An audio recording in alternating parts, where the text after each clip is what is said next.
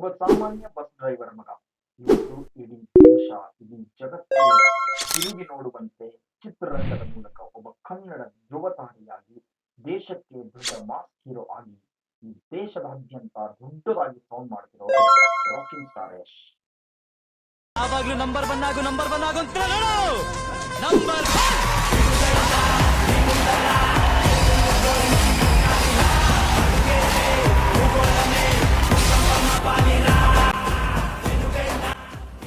ಚಿಕ್ಕ ಹುಡುಗ, ಜೇಬಲ್ಲಿದ್ದು ಕೆಲವು ರೂಪಾಯಿ, ಆದ್ರೆ ಕನಸು ಮಾತ್ರ ದೊಡ್ಡದಾಗಿತ್ತು. ಮುಂದೆ ಏನಾಗ್ತೇನೋ ಗೊತ್ತಿಲ್ಲ, ಆದ್ರೆ ಒಂದು ಮಾತ್ರ ಗೊತ್ತಿತ್ತು ಅಂತ ಅವನಲ್ಲಿ ಆಗ್ಲೇ ಚಿಗುರೊಡೆದಿತ್ತು. ಅದು ನಟನಾಗಬೇಕು ಮತ್ತು ಗೆಲ್ಲಬೇಕು ಅನ್ನುವಂತ ಹಠ. ಇಂದು ಅದೇ ಹುಡುಗನ ಹೆಸರು ಇಡೀ ದೇಶ, ಜಗತ್ತೇ ಸುತ್ತುವರಿತಾ ಇದೆ. ಅದೇ ಕನ್ನಡದ ಕಂದ rocking star Yash. KGF Rocky bhai ಆಗುವ ಮೊದಲು ಯಶ್ ಯಾರು, ಅವರ ಬದುಕಿನ ಆರಂಭ ಹೇಗಿತ್ತು, ಕಷ್ಟಗಳು ಯಾವ್ದಿತ್ತು, ರಂಗಭೂಮಿಯಲ್ಲಿ ಏನು ಮಾಡಿದ್ರು, ಸಂಬಳ ಎಷ್ಟು ಪಡ್ಕೊಂಡ್ರು, ಸಿನಿಮಾ ಬಂದಾಗ ಯಶಸ್ಸು ತಕ್ಷಣವೇ ಸಿಗ್ತಾ, ಇಂದು ಒಂದು ಸಿನಿಮಾಗೆ ಕೋಟ್ಯಂತರ ರೂಪಾಯಿ ಬೇಡಿಕೆ ಇಟ್ಕೊಳ್ತಕ್ಕಂತಹ ಮಟ್ಟಕ್ಕೆ ಬಂದಿರತಕ್ಕಂತಹ ಯಶ್ ರವರು ಶೂನ್ಯದಿಂದ ಶಿಖರವರೆಗೆ ಸಾಗಿರ್ತಕ್ಕಂಥದ್ದನ್ನ ಇವತ್ತಿನ ಈ ವಿಡಿಯೋದಲ್ಲಿ ನೋಡ್ತಾ ಇದ್ದಾರೆ. ರಾಕಿಂಗ್ ಸ್ಟಾರ್ ಯಶ್ ರ ಮೂಲ ಹೆಸರು ನವೀನ್ ಕುಮಾರ್ ಗೌಡ. 1986 ಜನವರಿ 8ರಂದು ಕರ್ನಾಟಕದ ಹಾಸನ ಜಿಲ್ಲೆಯ ಭುವನಹಳ್ಳಿಯಲ್ಲಿ ಜನಿಸ್ತಾರೆ. ತಂದೆ ಅರುಣ್ ಕುಮಾರ್ ಸಾರಿಗೆ ಸಂಸ್ಥೆಯ ಚಾಲಕನಾಗಿ ಕೆಲಸ ಮಾಡ್ತಾ ಇದ್ರೆ, ತಾಯಿ ಪುಷ್ಪ ಗೃಹಿಣಿಯಾಗಿದ್ರು. ಮತ್ತು ಯಶ್ ರವರಿಗೆ ಒಬ್ಬರು ತಂಗಿ ಇದ್ದಾರೆ, ಅವರ ಹೆಸರು ನಂದಿನಿ ಅಂತ. ಅವರ ಬಾಲ್ಯದ ಬಹುಪಾಲು ಸಮಯ ಮೈಸೂರಿನಲ್ಲೇ ಕಳೀತಾರೆ. ಯಶ್ ರವರಿಗೆ ಯಾವುದೇ ಸಿನಿಮಾದ ಕೌಟುಂಬಿಕ ಹಿನ್ನೆಲೆ ಇಲ್ಲ, ಆದ್ರೆ ಸಿನಿಮಾದ ಸ್ಟಾರ್ ಆಗ್ಬೇಕನ್ನೋ ಹುಚ್ಚು ಅವರಲ್ಲಿ. ಸಹಜವಾಗಿ ಸಿನಿಮಾದಲ್ಲಿ ಬಾಗಿಲು ತೆಗೆದು ಯಾರು ಕೂಡ ಅವರನ್ನ ಸ್ವಾಗತ ಮಾಡಲ್ಲ. ಗಾಡ್ ಫಾದರ್ ಇರದೇ ಇದ್ರೆ ಸಿನಿಮಾದಲ್ಲಿ ಬೆಳೆಯಕ್ಕಾಗಲ್ಲ ಅನ್ನುವಂತಹ ಮಾತು ಮೊದಲಿನಿಂದಾನೂ ಇದೆ. 2009ರ ಸಂದರ್ಶನವೊಂದರಲ್ಲಿ ಯಶ್ ರವರು ತಮ್ಮ ಕುಟುಂಬದಲ್ಲಿ ಸಿನಿಮಾಗೆ ಬಂದ ಮೊದಲ ವ್ಯಕ್ತಿ ಅಂತ ಹೇಳ್ಕೊಳ್ತಾರೆ. ಅವರ ತಂದೆಗೆ ಮಗ ಸರ್ಕಾರಿ ನೌಕರಸ್ಥನಾಗ್ಬೇಕನ್ನೋ ಆಸೆ ಇತ್ತು, ಆದ್ರೆ ಮಗನ ಕನಸಿದ್ದು ನಟನಾಗ್ಬೇಕಂತ. ಕನಸಿಗಾಗಿ ಮನೆ ಬಿಟ್ಟು ಬೆಂಗಳೂರಿಗೆ ಬರ್ತಾನೆ. ಯಶ್ ಅವರ ಕಥೆಯಲ್ಲಿ ಅತ್ಯಂತ ದೊಡ್ಡ ತಿರುವು ಕೊಟ್ಟಿದ್ದೆ ಇದು. ಯುವಕನಾಗಿದ್ದಂತಹ ಯಶ್ ಸಿನಿಮಾದಲ್ಲಿ ನಟಿಸಬೇಕು ಅನ್ನುವಂತ ಹುಚ್ಚು ಕನಸನ್ನು ಇಟ್ಕೊಂಡು ಬೆಂಗಳೂರಿಗೆ ಬರ್ತಾರೆ. ಆರಂಭಿಕವಾಗಿ ಬೇರೆ ಬೇರೆ ಕಡೆ ಕೆಲಸವನ್ನ ಮಾಡ್ತಾ, ಸಹಾಯಕ ನಿರ್ದೇಶಕರಾಗಿ ಕೆಲಸವನ್ನ ಮಾಡ್ತಾ ಅವಕಾಶಕ್ಕಾಗಿ ಕಾಯ್ತಾ ಇರ್ತಾರೆ. ಆ ಪ್ರಾಜೆಕ್ಟ್ ಕೇವಲ 2 ದಿನಗಳಲ್ಲಿ ನಿಂತು ಹೋಗುತ್ತೆ. ಏನೋ ಅಸಿಸ್ಟೆಂಟ್ ಡೈರೆಕ್ಟರ್ ಆಗಿ ಕೆಲಸ ಮಾಡಿ ಜೇಬಲ್ ಉಳಿದಿದ್ದು ಕೇವಲ 300 ರೂಪಾಯಿ ಮಾತ್ರ. ಯಶ್ ತಮ್ಮ ಆರಂಭದ ದಿನಗಳನ್ನ ಹೀಗೇನೆ ಬೇರೆ ಬೇರೆ ಇಂಟರ್ವ್ಯೂಗಳಲ್ಲಿ ನೆನೆಸ್ಕೊಂಡಿದ್ದೆ. ಆದ್ರೂ ಅವ್ರು ಹಿಂದಿರುಗ್ಲಿಲ್ಲ, ಯಾಕಂದ್ರೆ ಕನಸು ಕಂಡವನಿಗೆ ಭಾರಿ ಮುಟ್ಟಿದ್ರು, ಕನಸು ಮುಚ್ಚೋದಿಲ್ಲ ಅಂತ ಹೇಳ್ತಾರೆ. ಇನ್ನು ರಂಗಭೂಮಿಗೆ ಯಶ್ ಅವರ ನಿಜವಾದ ವಿಶ್ವವಿದ್ಯಾಲಯ ಅಂತ ಹೇಳ್ಬೋದು. ಸಿನಿಮಾ ಸಿಗ್ಲಿಲ್ಲ ಅಂದ ತಕ್ಷಣ ರಾಕಿಂಗ್ ಸ್ಟಾರ್ ಯಶ್ ರವರು ಹಿಂದೆ ಹೋಗ್ಲಿಲ್ಲ, ಆದ್ರೆ ರಂಗಭೂಮಿಯ ಜೊತೆಗೆ ಸಾಗ್ತಾ ಬಂದ್ರು. ಪ್ರಸಿದ್ಧ ರಂಗಕರ್ಮಿ ಬಿ.ವಿ. ಕಾರಂತ್ ಅವರಿಂದ ರೂಪುಗೊಂಡ ಬೆನಕ ನಾಟಕದೊಂದಿಗೆ ಕೆಲಸ ಮಾಡ್ತಾರೆ. ಅಲ್ಲಿ ಅವರು ಮೊದಲು ಹೀರೋ ಆಗ್ಲಿಲ್ಲ, ಬ್ಯಾಕ್ ಸ್ಟೇಜ್ ಅಲ್ಲಿ ಕೆಲಸ ಮಾಡಿದ್ರು, ಕಲಾವಿದರಿಗೆ ಬೇಕಾದ ಹೆಲ್ಪ್ ಮಾಡಿದ್ರು, ಚಹಾ ತಂದು ಕೊಟ್ರು, ವೇದಿಕೆ ಹಿಂದಿನ ಕೆಲಸಗಳನ್ನ ಮಾಡಿದ್ರು. ಆದ್ರೆ ಕೆಲಸವನ್ನ ಯಾವತ್ತೂ ಕೂಡ ಅವಮಾನ ಅಂತ ನೋಡ್ಲಿಲ್ಲ. ಅದೇ ಇವತ್ತಿಗೆ ಅವರಿಗೆ ವರ ಆಗಿರೋದು. ಅವರಿಗೆ ವೇದಿಕೆಯ ಮೇಲೆ ಬೆಳಕು ಬೇಕಿತ್ತು, ಅದಕ್ಕಾಗಿ ಮೊದಲು ವೇದಿಕೆ ಹಿಂದಿನ ಕತ್ತಲೆಯ ಕೆಲಸಗಳನ್ನ ಮಾಡಿದ್ರು. ಇತ್ತೀಚಿನ ಒಂದು ರಿಪೋರ್ಟ್ಗಳ ಪ್ರಕಾರ ರಂಗಭೂಮಿ ದಿನಗಳಲ್ಲಿ ಅವರಿಗೆ ದಿನಕ್ಕೆದ್ದಿದ್ದು ಕೇವಲ 50 ರೂಪಾಯಿ ಅಂತ ಹೇಳಲಾಗುತ್ತದೆ. ನಂತರ 2004ರಲ್ಲಿ ನಾಟಕವೊಂದರಲ್ಲಿ ಪ್ರಮುಖ ಪಾತ್ರವನ್ನ ಮಾಡ್ತಾ ಬರ್ತಾರೆ, ಅದಕ್ಕೆ ಅವಕಾಶ ಸಿಗ್ತದೆ. ಇಂದು ರಂಗಭೂಮಿಯ ಯಶ್ ಅವರಿಗೆ ಅಭಿನಯ ಕಲಿಸಿದ ದೊಡ್ಡದಾದಂತಹ ಒಂದು ಮರ ಅಂತ ಹೇಳಲಾಗ್ತದೆ. ರಂಗಭೂಮಿಯೇ ಅವರ ಗುರು ಅಂತ ಅವರು ಸುಮಾರು ಬಾರಿ ಹೇಳಿದ್ದಾರೆ. ಅದಾದ ನಂತರ ಧಾರಾವಾಹಿಗೆ ಹೋಗ್ತಾರೆ. 2004ರಲ್ಲಿ ಯಶ್ ದೂರದರ್ಶನದ ಉತ್ತರಾಯಣ ಧಾರಾವಾಹಿಯ ಮೂಲಕ ಕಿರುತೆರೆಗೆ ಬರ್ತಾರೆ. ನಂತರ ನಂದಗೋಕುಲ ಧಾರಾವಾಹಿಯಲ್ಲಿ ನಟಿಸ್ತಾರೆ. ಇಲ್ಲಿಯೇ ಅವರ ಜೀವನ ಮಹತ್ವವಾದಂತಹ ಪಾತ್ರಕ್ಕೆ ಹೆಸರು ಕೊಡ್ತಾ ಬರ್ತದೆ. ನಂತರ ರಾಧಿಕಾ ಪಂಡಿತ್ ಪರಿಚಯ ಆಗ್ತಾರೆ. ಇವರಿಬ್ಬರು ಜೀವನ ಸಂಗಾತಿಗಳು ಇವತ್ತಾಗಿದ್ದಾರೆ.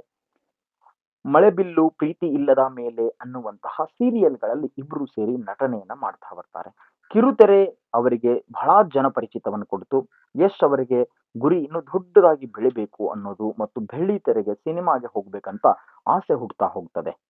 ಅದಾದ್ಮೇಲೆ ಮೊದಲ ಸಿನಿಮಾ ಮಾಡ್ತಾರೆ. 2007ರಲ್ಲಿ ಜಂಬದ ಹುಡುಗಿ ಚಿತ್ರದ ಮೂಲಕ ಸಿನಿಮಾ ಲೋಕಕ್ಕೆ ಪ್ರವೇಶ ಮಾಡ್ತಾರೆ. ಅದು ದೊಡ್ಡ ನಾಯಕನಾಗಿ ಏನು ಪ್ರವೇಶ ಕೊಡ್ಲಿಲ್ಲ, ಒಂದು ಸಣ್ಣ ಪಾತ್ರ ಇತ್ತು. ಆದ್ರೆ ಸಣ್ಣ ಪಾತ್ರದಿಂದ ಆರಂಭವಾದಂತಹ ಅವರ ಪ್ರಯಾಣ ದೊಡ್ಡ ಮಟ್ಟದಲ್ಲಿ ಇವತ್ತು ಬೆಳೆಯೋದಕ್ಕೆ ಹೆಸರನ್ನ ಕೊಡ್ತು.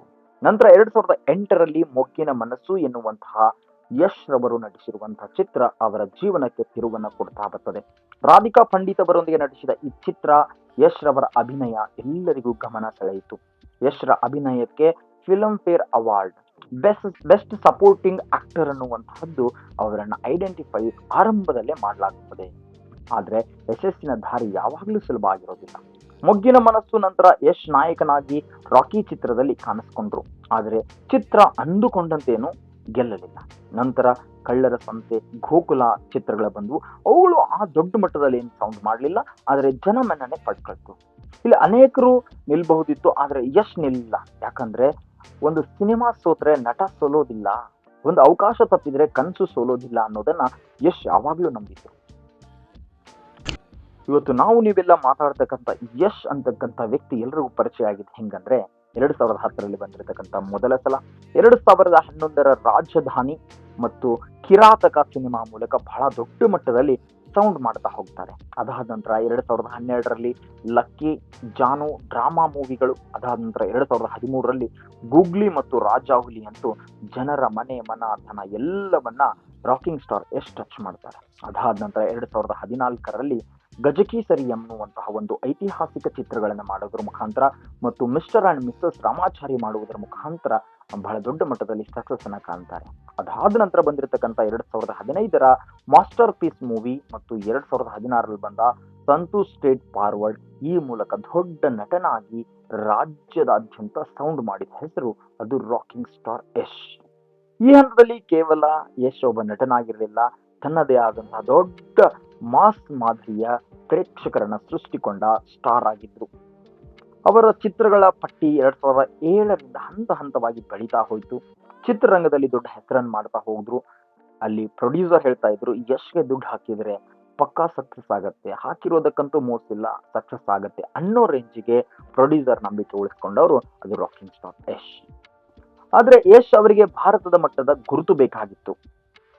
ಕರ್ನಾಟಕದಲ್ಲಿ ಸೌಂಡ್ ಮಾಡಿದ್ರು, ಕರ್ನಾಟಕ ರಾಜ್ಯದಾದ್ಯಂತ ಅವರ ಅಭಿಮಾನಿಗಳನ್ನ ಸೃಷ್ಟಿ ಮಾಡ್ಕೊಂಡಿದ್ರು. ಆದ್ರೆ ಯಶ್ ಅಲ್ಲಿಗೆ ನಿಲ್ಲಿಲ್ಲ.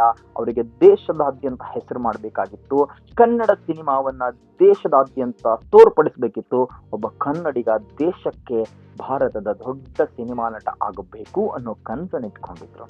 ಹಾಗಾಗಿ ಸಣ್ಣ ಪ್ರಮಾಣದಲ್ಲಿ ಪ್ರಾರಂಭವಾಗಿರ್ತಕ್ಕಂಥ KGF ಅನ್ನ ದೊಡ್ಡ ಪ್ರಮಾಣದಲ್ಲಿ ತೆಗೆದುಕೊಂಡು ಹೋದ್ರು. 2018ರಲ್ಲಿ ಪ್ರಶಾಂತ್ ನೀಲ್ ನಿರ್ದೇಶನದ KGF ಚಾಪ್ಟರ್ 1 ಬಂತು. ಇಲ್ಲಿ ರಾಕಿಂಗ್ ಸ್ಟಾರ್ ಯಶ್ ರಾಕಿ ಭಾಯ್ ಆದ್ರು. ಇವತ್ತು ದೇಶದಾದ್ಯಂತ ದೊಡ್ಡ ದೊಡ್ಡ ಸಿನಿಮಾ ನಟ ಮತ್ತು ನಟಿಯರು ರಾಕಿಂಗ್ ಸ್ಟಾರ್ ಯಶ್ ರವರಿಗೆ ರಾಕಿ ಭಾಯ್ ಅಂತ ಕರೀತಾ ಬರ್ತಾರೆ. ಕನ್ನಡದಲ್ಲಿ ನಿರ್ಮಾಣವಾದಂತ ಈ ಸಿನಿಮಾ ಹಿಂದೂ, ತೆಲುಗು, ತಮಿಳು, ಮಲಯಾಳಂ ಭಾಷೆಗಳಲ್ಲೂ ಬಿಡುಗಡೆಯಾಯಿತು. ಚಿತ್ರ ದೊಡ್ಡ ಮಟ್ಟದ ಯಶಸ್ಸು ಕಂಡಿತು. ಆದ್ರೆ ಅದರೊಂದಿಗೆ ಇನ್ನೊಂದು ದೊಡ್ಡ ಬದಲಾವಣೆ ಆಗಿತ್ತು. ಯಶ್ ಎಂಬ ಹೆಸರು ಕರ್ನಾಟಕದ ಗಡಿಯನ್ನ ದಾಟಿತು. ಭಾರತದಾದ್ಯಂತ ಜನರು ರಾಕಿ ಭಾಯ್ ಅಂತ ಕರೆಯೋದಕ್ಕೆ ಆರಂಭ ಮಾಡಿದ್ರು. ಅಷ್ಟಕ್ಕೆ ರಾಕಿಂಗ್ ಸ್ಟಾರ್ ಯಶ್ ಮತ್ತೆ ನಿಲ್ಲಿಲ್ಲ. KGF chapter 2 ತೆಗೆದ್ರು. ಕನ್ನಡದ ಮತ್ತೊಂದು ದೊಡ್ಡ ಹೆಜ್ಜೆಯನ್ನಿಟ್ರು. 2022ರಲ್ಲಿ ಬಂದ KGF ಚಾಪ್ಟರ್ 2 ಯಶ್ ಅವರನ್ನ ಇನ್ನೊಂದು ದೊಡ್ಡ ಮಟ್ಟಕ್ಕೆ ತೆಗೆದುಕೊಂಡು ಹೋಯಿತು. ಸಂಜಯ್ ದತ್, ರವೀನಾ ಟಂಡನ್ ಅಂತ ಸೇರಿದ ದೊಡ್ಡ ಬೃಹತ್ ತಾರಾಗಣವನ್ನು ಹೊಂದಿದ್ರು. ರಾಕಿ ಭಾಯ್ ಪಾತ್ರ ಮತ್ತೊಮ್ಮೆ ಜನರ ಮನಸ್ಸಿನಲ್ಲಿ ಆಳವಾಗಿ ಉಳಿತು. ಚಿತ್ರದ ಯಶಸ್ಸಿನ ನಂತರ ಯಶ್ ಕೇವಲ ಕನ್ನಡ ಸ್ಟಾರ್ ಆಗಲಿಲ್ಲ, ಫ್ಯಾನ್ ಇಂಡಿಯಾ ಸ್ಟಾರ್ ಆದ್ರು. ಅದಾದ ನಂತರ KGF ನಂತರ 4 ವರ್ಷ ಸುಮ್ಮನೆ ಕೂತ್ಕೊಳ್ಳಿಲ್ಲ. ಅವರು ಮತ್ತೊಂದು ದೊಡ್ಡ ಚಿತ್ರಕ್ಕೆ ಕೈ ಹಾಕಿದ್ರು. ತಕ್ಷಣವೇ ಮತ್ತೊಂದು ಸಿನಿಮಾ ಮಾಡುವ ಬದಲು ಸರಿಯಾದ ಕಥೆಗಾಗಿ ಹುಡುಕಾಟ ಮಾಡಿ ಸರಿಯಾದದನ್ನ ತೆಗೆದುಕೊಂಡ್ರು. ಅದುವೇ ಟಾಕ್ಸಿಕ್ ಅಂತಕ್ಕಂತಹ ಮೂವಿ.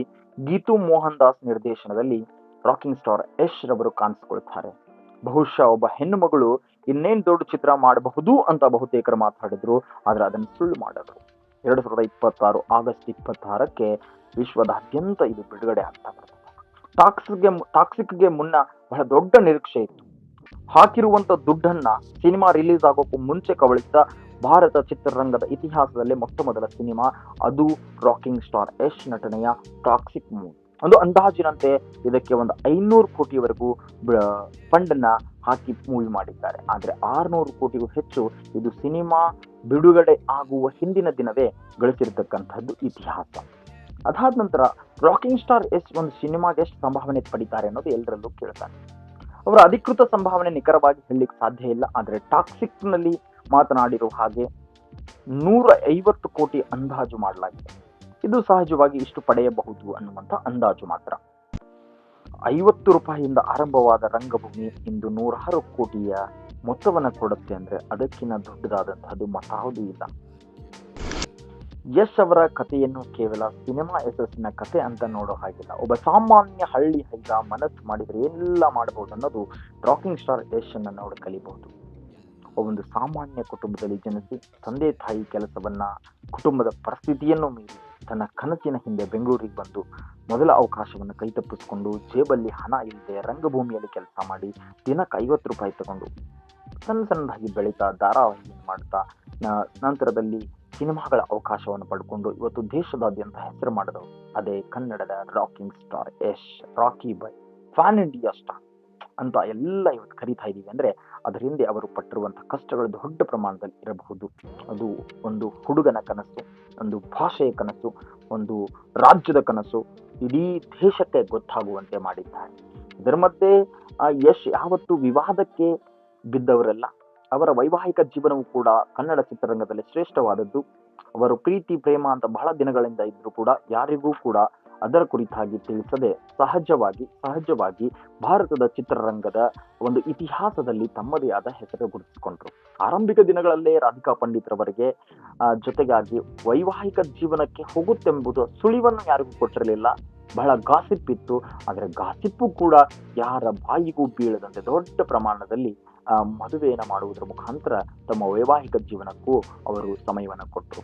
ದ ಫ್ಯಾಮಿಲಿ ಮೆನ್ ಆಗಿ, ಕನ್ನಡದ ಚಿತ್ರರಂಗದ ಸ್ಟಾರ್ ಆಗಿ ಮತ್ತು ಎಷ್ಟೋ ಜನರಿಗೆ ಇನ್ಸ್ಪಿರೇಷನ್ ಆಗಿ ರಾಕಿಂಗ್ ಸ್ಟಾರ್ ಯಶ್ ರವರಿದ್ದಾರೆ. ಇನ್ನು ಅವರು ಯಶೋಮಾರ್ಗ ಫೌಂಡೇಶನ್ಗಳ ಮೂಲಕ ಸಮಾಜದ ಕೆಲಸಗಳನ್ನು ಮಾಡಿದ್ದಾರೆ, ದೇಶೋದ್ಧಾರಕ ಕೆಲಸಗಳನ್ನು ಮಾಡಿದ್ದಾರೆ ಮತ್ತು ಅಭಿಮಾನಿಗಳಿಗೆ ಉತ್ತಮವಾದ ಸಂದೇಶವನ್ನು ಕೊಟ್ಟಿದ್ದಾರೆ.